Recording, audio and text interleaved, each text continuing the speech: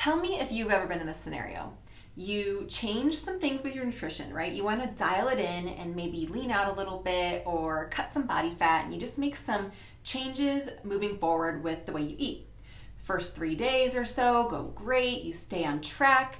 Day 4 comes around, you stay on track during the day, and then you come home from work and all bets are off, right? You just start eating and then overeating and then keep snacking after dinner. And this happens on day 5 and day 6, and then pretty soon it becomes a habit.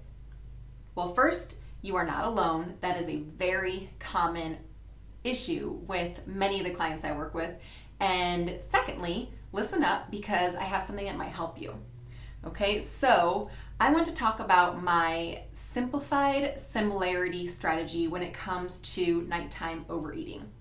And this is when, you just tend to snack at night and you've just gotten that habit and you just can't seem to break it.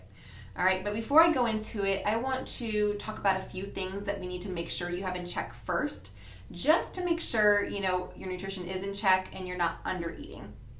So the first one is just that you're not under eating. Sometimes when we go into too large of a calorie deficit, it's just really too much for our hormones to handle. Our leptin and ghrelin hormones get way out of whack, and our body needs a little bit more food in order to have a safe, sustainable, long-term, progress or weight loss. All right. Now, also make sure that you're not overly restricting calories during the day. For a lot of people, if you tend to really minimize what you eat during the day, and maybe you're just not hungry during the day, but then come nighttime you're ravenous, you might need to bump up that food content. All right. So especially if you maybe work out in the mornings, that will bump up your metabolism anyway in the mornings. So make sure you eat enough during the day, and especially make sure you eat enough protein, okay? So a lot of times, we'll wake up and a bowl of oatmeal is a very popular breakfast item. However, that's very high carb and pretty low on the protein, and what that does is just throws off our hunger hormones. We need more of that satiety-inducing protein in our day to really feel full and keep the fullness nice and steady throughout the day. So if you have those two things in check, let's go ahead and talk about this simplified similarity strategy, which sounds really difficult, but it's also it's actually a very simple concept. Simple, not easy, and it's only for about a week, okay? So basically what it is narrowing down the options that you have at night, right? So choosing 2 dinners to rotate through for a week for that week, right? So maybe you have some turkey chili and your favorite grilled chicken sandwich, right? You're going to have either of those every night for 7 days. And then, if you're a nighttime snacker, if you need that nighttime snack, you can have 2 nighttime snacks to choose from. So maybe it's a bowl of yogurt with muesli, and then maybe the second one is a protein muffin, okay?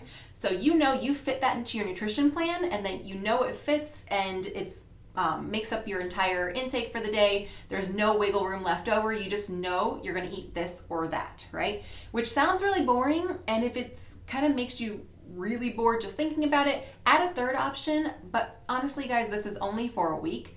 If you're bored with only 3, try and come up with some other activity to entertain yourself that's outside of food, because this is very temporary, and what we're doing is trying to break the habit, okay? So at the end of the 7 days, you've mastered that habit of just having your dinner and then 1 nighttime snack, all right?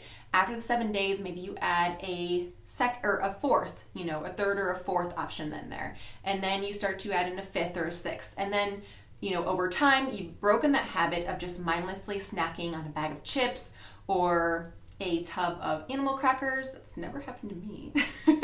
And all we're doing is breaking the habit by boiling it down, making it simple, taking out the extra brain work that goes into, what can I have now? What can I have now, right? You know exactly what you're going to have, and it's only temporary. So let me know if you try this. And also, one little caveat, if your overeating is compulsive, please seek the help of a professional, someone who can guide you and help you with that area of your life. All right, guys, I will talk to you next time. Let me know if you have any other requests or topics that you would like me to address. I would be happy to share. All right, have a great day, and I'll talk to you next time. Bye.